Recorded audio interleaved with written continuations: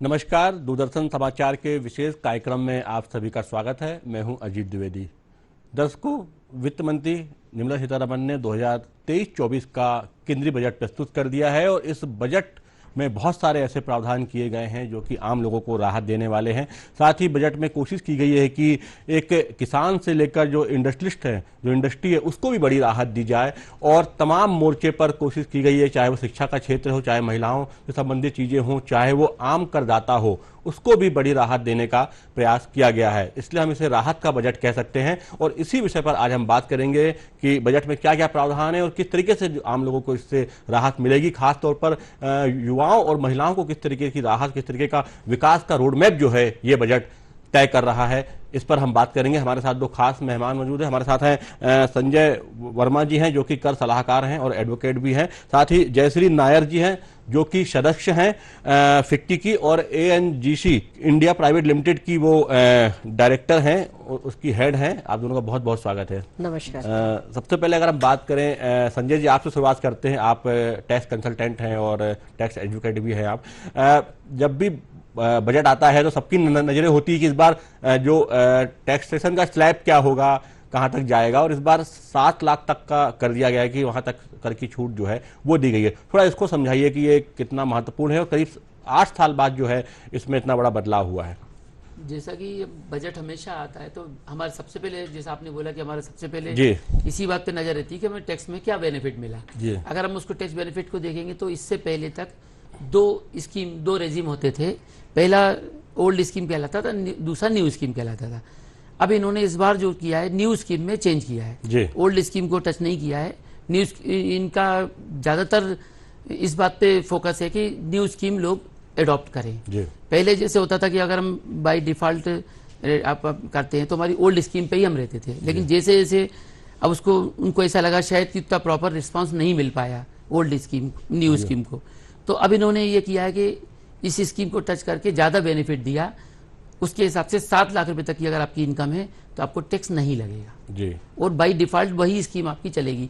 अगर आपको कोई स्कीम ओल्ड में आना है तो आपको ऑप्ट करना पड़ेगा, उसको सिलेक्ट करना पड़ेगा, अदरवाइज वो न्यू स्कीम में ही आप रहेंगे। थोड़ा सा इसको क्लियर करिए, जो कई लोग कंफ्यूज हैं कि 5 लाख तक का पहले तक का प्रावधान था, अब 7 लाख तक का हो गया है, लेकिन आप बताया कि 2 स्कीम है, ओल्ड और न्यू, तो उसमें जो व्यक्ति चेंज नहीं करेगा वो ऑटोमेटिक न्यू स्कीम में माना जाएगा जी, उसे चेंज ओवर करेगा तब वो ओल्ड स्कीम में माना जाएगा। और जिस तरीके से बताया आपने कि अगर न्यू स्कीम में 7 लाख तक की जो छूट है उसको तमाम जो प्रावधान उसके तहत मिल सकेगी। जैसे कि 7 लाख रुपए की अगर हम बात करते हैं न्यू स्कीम की, वार्षिक आय जो है ओवरऑल वार्षिक आय 7 लाख रुपए होती है। उसमें अगर हमको 7 लाख रुपए से कम इनकम तो सेक्शन 87A में एक रिबेट मिलता था, जो पहले ही मिलता था। पहले उसका नियम था 5 लाख रुपए तक की इनकम अगर आपकी है तो आपको सेक्शन 87A में छूट मिलती थी, अदरवाइज वो नहीं मिले। 5 लाख 1 रुपया भी अगर आपकी इनकम हो जाती है तो आपको छूट नहीं मिलेगी। लेकिन अगर हम आज बात करें तो उसको लिमिट को 7 लाख रुपए कर दिया। 7 लाख रुपए की हमारी इनकम होगी तो हमको सेक्शन 87A के तहत हमको छूट मिल जाएगी, हमारा टैक्स नील हो जाएगा। और जैसा कि ओल्ड स्कीम है, कई लोगों को कंफ्यूजन है कि मिनिमम टैक्स लिमिट जो है, टैक्स एग्जेम्पशन लिमिट जो 2.5 से 3 लाख कर दी है। इस बारे में क्लियर करना चाहूंगा कि 2.5 लाख की लिमिट जो थी वही के वही है, वो ओल्ड स्कीम में वही के वही है। न्यू स्कीम में सिर्फ 2.5 का 3 किया है और 3 का उन्होंने 3 के हिसाब से इसके स्लॉट बनाए हुए हैं, 3 से 6, 6 से 9, 9 से 12 और 12 से 15 तक के, उसके हिसाब से टैक्सेशन किया है। जैसा कि 0 से 3 लाख तक हमारा टैक्स 0 रहेगा, 3 लाख से 6 लाख तक 5% रहेगा, 6 लाख से 9 लाख तक 10% रहेगा, 9 से 12 तक 15% रहेगा, और उसके बाद 12 से 15 तक 20%, और बीच में एक स्किप कर दिया, पहले 25% जो होता था उसको स्किप कर दिया है। 15 लाख से ऊपर 30% है जी। बिल्कुल, तो एक बड़ी राहत जो है वो जो इनकम टैक्स को लेकर मिली है। बात कर लेते हैं इंडस्ट्री को लेकर किस तरीके की राहत आप देख रही हैं। जयश्री जी, आप लंबे समय से जुड़ी हुई है इंडस्ट्री से और आप फिक्की की मेंबर भी हैं। इंडस्ट्री को लेकर आपको लगता है व्यापार को बढ़ाने को लेकर प्रयास किया गया है, इंडस्ट्री को बूस्टअप करने के लिए प्रयास किया गया है और कोशिश की गई है कि जो इंडस्ट्री है, जो रोजगार जो है वो बढ़े, इंडस्ट्री को एक बूस्टअप मिले, एक सपोर्ट मिले?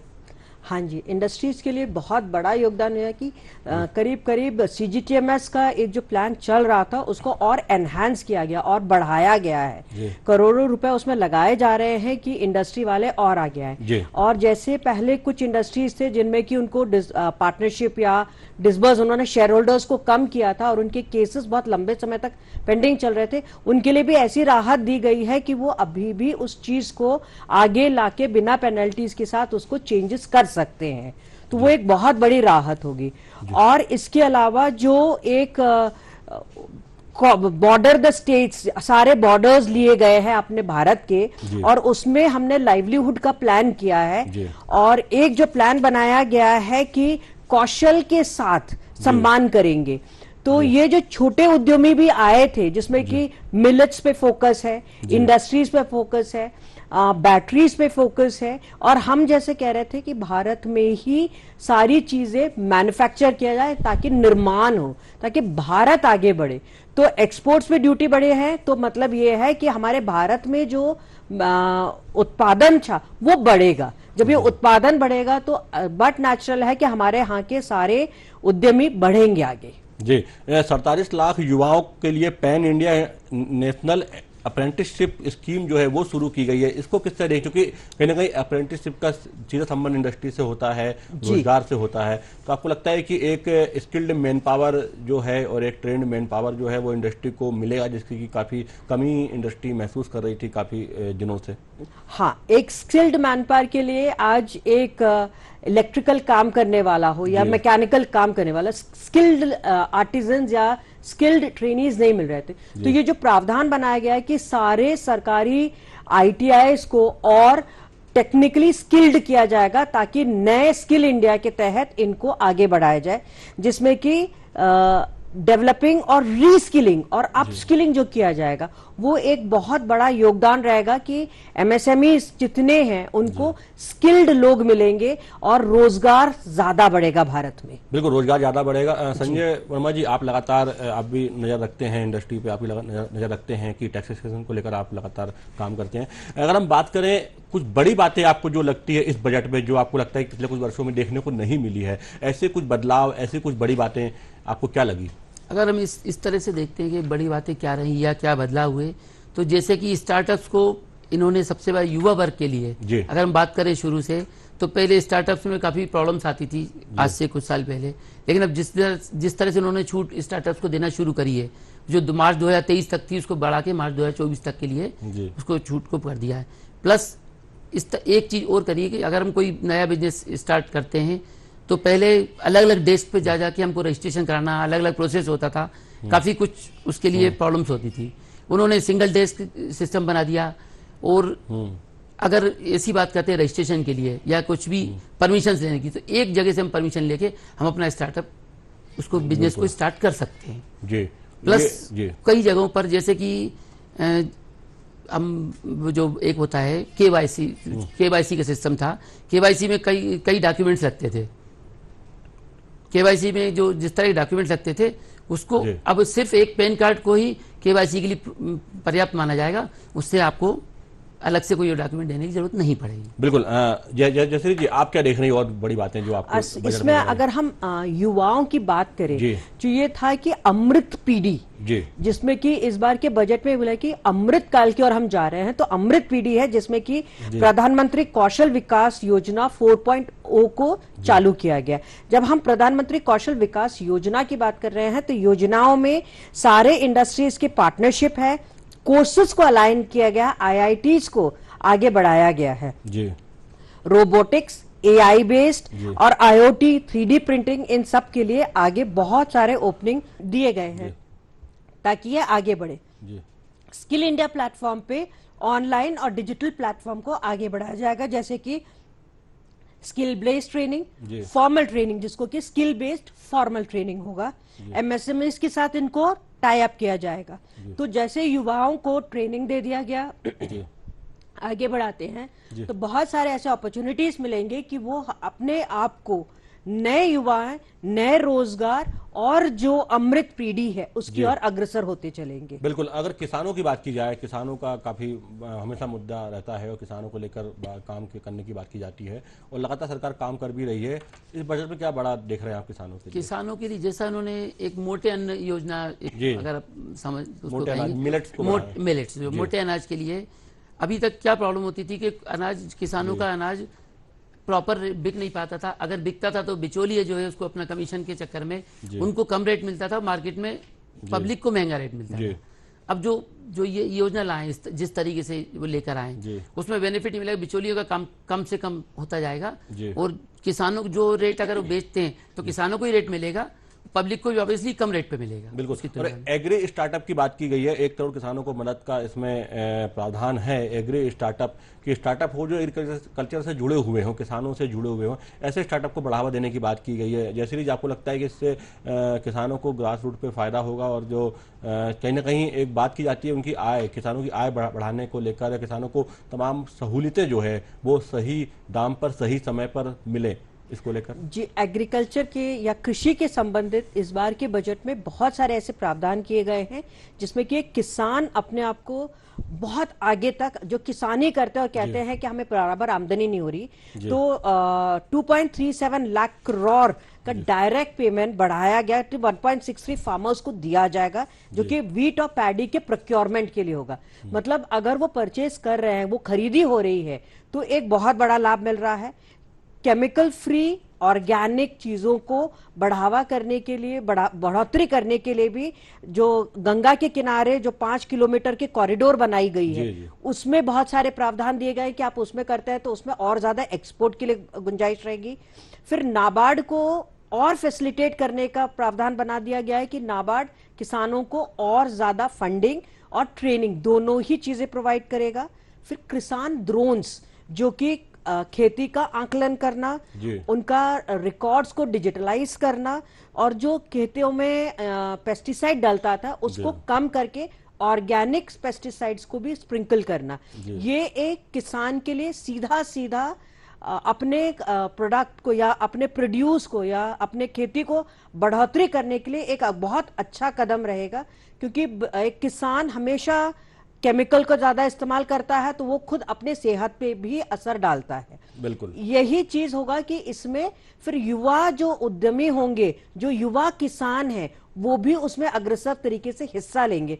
वरना हम अभी देखते हैं कि गांव से रोजगार के लिए वो शहर आ जाते हैं, गांव में नहीं रह पाते हैं क्योंकि उन्हें लगता है कि आमदनी बराबर नहीं हो रही। पर अब ये है कि एक युवा वहीं रहकर अपने आप को बहुत तरक्कीशील बना सकता है। बिल्कुल। और कहीं ना कहीं ये आपने बहुत बड़ी समस्या की तरफ इंगित किया है कि जो एक माइग्रेशन की समस्या है कि गांव छोड़ के शहरों की तरफ पलायन करना या फिर बड़े शहरों की तरफ जाना, वहां पर पलायन करना एक बड़ी समस्या है और शायद इसको रोकने रोजगार एक बड़ा कारण है इसके पीछे। और रोजगार की तलाश में भी लोग बड़ी संख्या में पलायन जो है वो करते हैं शहरों की तरफ। अगर रोजगार की बात किया संजय जी, आपको लगता है कि रोजगार को लेकर जो तमाम जो स्कीमें लॉन्च की गई हैं, तमाम जो प्रावधान किए गए हैं बजट में, तो इसमें जो रोजगार की एक जो तस्वीर है वो बदलेगी? देखिए, जहां तक रोजगार की बात हम करते हैं तो शुरू में प्रधानमंत्री जी जब जैसे ही इनका वो बीजेपी ने अपना कार्यभार संभाला था, उस समय ही उन्होंने ये बात बोली थी कि हमारी कोशिश रहेगी कि आप रोजगार मांगे नहीं, आप कोशिश करें रोजगार देने वाले बने। तो जैसे कि मैडम ने बोला कि किसान लोग वहां अपना, उनको प्रॉपर रिटर्न नहीं मिलता, वहां से छोड़ के वो शहर के लिए पलायन करते हैं। तो अगर वो उनका खुद का स्टार्टअप होगा, उनका खुद का बिजनेस कर पाएंगे या कृषि में जैसा उनको बेनिफिट जिस तरह से दिख रहा है कि बेनिफिट उनको मिलेगा, तो अपनी कृषि को अच्छे से तरीके से कर पाएंगे और लगेगा तो और लोगों को रोजगार देंगे, वो रोजगार मांगने के लिए पलायन नहीं करेंगे, ना ही इनको आने की जरूरत पड़ेगी। जी बिल्कुल। अगर महंगे और सस्ते की बात की जाए तो कुछ चीज़ें सस्ती हुई हैं, टीवी, मोबाइल, तमाम चीज़ें सस्ती हुई हैं, कुछ चीज़ें थोड़ा बहुत हो सकता है महंगी भी हों। तो इसको क्या आपको लगता है कि इससे जो आम इंसान, उनमें कितना फ़र्क पड़ेगा उनके जीवन में? आम इंसान की बात करें तो जैसा कि वही सेम वही आता है कि विजन जो है जी ग्रीन एनर्जी के लिए किया है। जैसे इलेक्ट्रिक जो व्हीकल्स जो है उसको टैक्स, उसमें एक्साइज ड्यूटी में कम किया जी।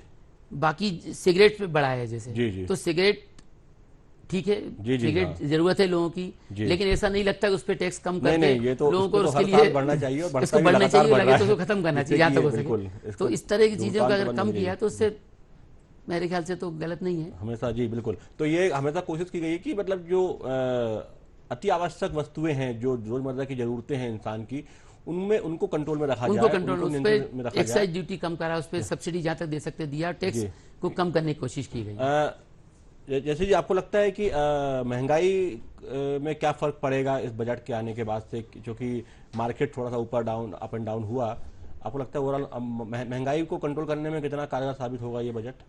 महंगाई को कंट्रोल करने में थोड़ा सा लगेगा चैलेंज, क्योंकि अभी तक हमने जब कोविड के बाद अभी जो इंडस्ट्रीज आके वो आगे तरक्की कर रहे हैं, तो जैसे ही मार्केट में ज्यादा प्रोडक्शन आएगा मार्केट की दरें कम होंगी। अगर आप देखेंगे पहले अपने को कोविड के बाद एकदम जब सब्जियां मिल रही थी तो बहुत महंगी मिल रही थी, अब उसकी दरें कम हो गई हैं। वैसे ही एक गृहिणी के लिए सबसे, जब एक मैनेज करता है वो घर का पूरा काम, तो ये जो चीजें हैं वो डायरेक्ट इंपैक्ट देता है कि मार्केट में कितनी महंगी हैं चीजें, महंगाई का जो योगदान है उसी पर डिपेंड करता है। संजय जी आपसे जानना चाहें, आपको लगता है कि जो कहा जा रहा था कि पिछले कुछ समय से महंगाई बढ़ रही है, हालांकि उसके आजकल अंतर्राष्ट्रीय कारण भी होते हैं, यूक्रेन रसिया वॉर और तमाम समस्याएं भी सामने रही हैं, क्योंकि जब से हम ग्लोबल हो गए हैं तब से दुनिया में अगर कहीं कोई समस्या हो रही है तो वो कहीं ना कहीं इफेक्ट करती है, हमारी कंट्री को भी करती है, वर्ल्ड में करती है। फिर भी बहुत हद तक भारत जो है उससे बचा रहा, और भारत ने तो रूस से सस्ता क्रूड ऑयल खरीद कर काफ़ी अपनी ग्रोथ को बढ़ाई है। तो हम कह सकते हैं कि अब बजट में भी प्रावधान किया गया है कि लोगों को राहत मिले, और एक महंगाई जो है, जो रोजमर्रा की जरूरतों की चीजें हैं, वो उनके दाम जो है नियंत्रण में रहें। अभी कोशिश यही की जा रही है, जिस तरह से इंपॉर्टेंट चीजें जो रोजमर्रा की चीजें हैं उन पे एक्साइज ड्यूटी कम करी, फिर वही होता है कि अगर हम एक एक चीज पे रेट कम करते हैं, एक्साइज ड्यूटी कम करेंगे या टैक्स में बेनिफिट देंगे, तो कहीं ना कहीं हमको उस पर महंगाई की दर तो कम होगी। पिछले कई सालों का रिकॉर्ड रहा है कि पिछले सालों में जो महंगाई की दर हुआ करती थी अभी कम हुई, और लक्ष्य लेके चल रहे हैं कि 2024 में और भी इससे कम हो जाएगी, इसकी महंगाई की दर जो है कम होने के लिए ही पूरा वो किया जा रहा है। बिल्कुल। जयश्री जी, अगर हम महिलाओं की बात करें, आपको क्या लगता है कि महिलाओं के लिए क्या खास आप देख रही हैं इस बजट में? अगर मैं महिलाओं को पूरा एक मोटे तौर पे देखूं तो एक बहुत अच्छी स्कीम चालू हुई है, जो कि हमारे वित्त मंत्री ने कहा है, महिला सम्मान सेविंग सर्टिफिकेट। ये जो सर्टिफिकेट रहेगा 2 साल के लिए और 2 लाख रुपए के लिए, मार्च अभी से चालू के 25 तक की है। 2 लाख रुपए एक गृहिणी हमेशा बचाने की कोशिश करती है, साल में अगर वो जमा करती है तो एक 7.5% पे एफडी की तरह, जैसे हमारे पास पहले एक किसान पत्र होता था, ये एक बहुत बड़ा कदम है। फिर स्व सहायता समूह के लिए जिस लेवल पे काम किया जा रहा है, स्व सहायता समूह को आगे बढ़ाने के लिए ओडीओपी को आगे बढ़ाना, और वो जो एक प्रोजेक्ट ये लोग चालू कर रहे हैं जिसमें कि अपने प्रोडक्ट्स को वो वहीं पर लगा सकते हैं, वो है यूनिटी मॉल। यूनिटी मॉल में ओडीओपी प्रोजेक्ट को प्रोडक्ट्स को रखना, वहीं पर उन चीजों को लाकर सेल करना, कुछ भी हैंडीक्राफ्ट हो, कुछ भी घर की बनी हुई चीजें हो, गृहिणियों के छोटे छोटे उद्यमों के लिए आगे बढ़ाना हो, ये एक बड़ा। दूसरा एक बहुत बड़ा कदम उठा है हेल्थ को लेकर मेडिकल कॉलेजेस बढ़ा रहे हैं ताकि मेडिकल फैसिलिटी बढ़े। साथ ही साथ में एक जो हमारे लिए नर्सिंग एक इश्यू हो जाता था कि एक नर्सिंग के लिए लोग नहीं रह पाते थे क्योंकि बाहर एक फ्लोटिंग पॉपुलेशन है, तो नर्सिंग के लिए 157 नए कॉलेजेस नर्सिंग का ओपन होना, मतलब ये है कि जो एक गैप था डिमांड और सप्लाई का, जैसे आपने कहा, वो खत्म हो जाएगा। और एक बहुत ही रोजगार के नए नए तरीके, और उद्यमी के रूप में एक महिला के लिए इतने सारे अपॉर्चुनिटीज आए हैं सामने कि बयान करना भी थोड़ा सा मुश्किल हो जाता है। बिल्कुल बिल्कुल। और शायद यही आपने बात करी कि किस तरीके से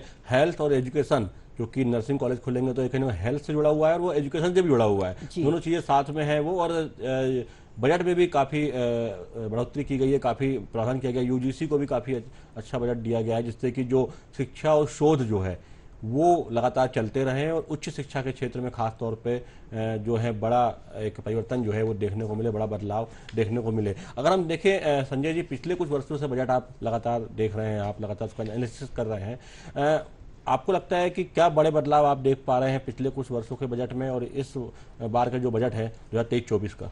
जैसे कि शिक्षा की बात अगर हम करते हैं तो शिक्षा के क्षेत्र में मैडम ने बताया कि एक तो नर्सिंग कॉलेजेस का वो किया है। दूसरा एक डिजिटलाइजेशन जो किया जा रहा है पूरे सब उसका जी, वो एकलव्य योजना का जो अगर विद्यालय जी, हाँ, उसमें पूरी जितनी भी जानकारी है हमको आज का युवा टोटल देखा जाए तो ऑनलाइन हो चुका है जी हाँ। उसके पास कहीं वो बुक्स की कोशिश करता है बुक्स ना पढ़ के ऑनलाइन ही उसकी इन्फॉर्मेशन कलेक्ट करता है। विश्वविद्यालय भी इसलिए डिजिटल विश्वविद्यालय भी बनाया उससे हमारा युवा जो है जो चीज चाहता है उसको उसमें अपनी रिक्वायर्ड जो है इन्फॉर्मेशन पूरी इसमें मिल जाएगी। बुक्स में ढूंढना नहीं चाहता ना, बुक्स उसके पास अवेलेबल नहीं है या कई बार नहीं मिल पाती, लेकिन ऑनलाइन इस तरह से उसको पूरी इन्फॉर्मेशन मिलके। बिल्कुल जयश्री जी, शिक्षा और शोध जो है बहुत महत्वपूर्ण विषय होते हैं और कहीं ना कहीं इंडस्ट्री का भी उसमें हित जुड़ा होता है, क्योंकि अच्छा R&D होगा, अच्छे ह्यूमन रिसोर्स अगर आएगा तो इंडस्ट्री भी ग्रोथ करती है और अच्छी रिसर्च होगी तो अच्छे प्रोडक्ट बनेंगे और जो मार्केट में जाएंगे और कहीं ना कहीं एक जीवन जो है वो आसान होगा, जीवन जो है सरल होगा। और अगर अंतर्राष्ट्रीय स्तर की बात की जाए तो उसमें भी जो है देश की एक अच्छी छवि, अच्छी वैल्यू बनती है। आपको लगता है कि लगातार सरकार कोशिश कर रही है कि शिक्षा में और जो शोध में लगातार आगे बढ़ाया जा रहा है, बजट को बढ़ाया जा रहा है, उसको प्रमोट किया जा रहा है, तो ये एक बड़ा कदम है और इस पर किस तरह देख रही हैं आप, इसका जो बड़ा एक इम्पैक्ट देखने को मिलेगा? अगर शिक्षा और शोध की बात करते हैं तो IITs को जिस आगे स्तर पे किया गया और एक IIT को चुनकर AI को और सबको आगे बढ़ाने को और इंडस्ट्रीज के लिए काम करने को और रिसर्च पे पूरा फोकस रखने को कहा है, इससे हेल्थ, एग्रीकल्चर, इंडस्ट्रीज, महिलाएं, साथ ही साथ में ग्रामीण लोग भी सब इससे फायदा ले पाएंगे। क्योंकि हम जितना ज्यादा शोध करके स्टार्टअप की आज हम बात करते हैं, अगर आप देखेंगे हमारे युवा पीढ़ी जो आ रहे हैं वो शोध करके ऐसी चीजें लेकर आ रहे हैं मार्केट में जो कि बहुत फायदेमंद है जी, जो कि टेलीमार्केटिंग है, ऑनलाइन ई-मार्केटिंग है, इन सब में शोध नए नए करते आ रहे हैं, नए नए कपड़े तरीके इजाद किए जा रहे हैं, नए नए एग्रीकल्चर के लिए इक्विपमेंट्स इजाद किए जा रहे हैं। ये सब एक शोध का ही परिणाम है कि हमारे पास नए नए इम्प्रूव्ड आइटम आ रहे हैं या इक्विपमेंट्स आ रहे हैं जिसमें कि इजी लाइफ हो रही है जी। पहले हम बात करते थे सिर्फ झाड़ू पोछे के लिए बाइक का, आज हम बात करते हैं रोबोटिक का जो कि हमारे घर का झाड़ू पोछा हो जाता है। तो ये शोध का ही एक परिणाम है जी।